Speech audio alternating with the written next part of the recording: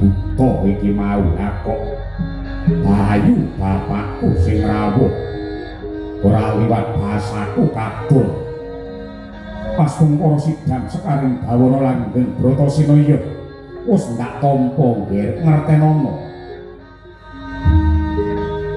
sejatine jeneng ulun ingkang mimba warna dadi wujute buta kuwi mau dene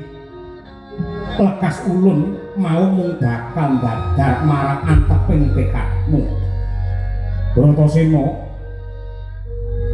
kayugung susuing angin mono sawijining gegebengan kang ora bisa kinawruhan sarana netra walaka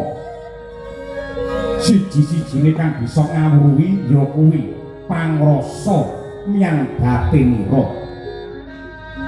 dene wujute lamun wis mapan ana ing tumindak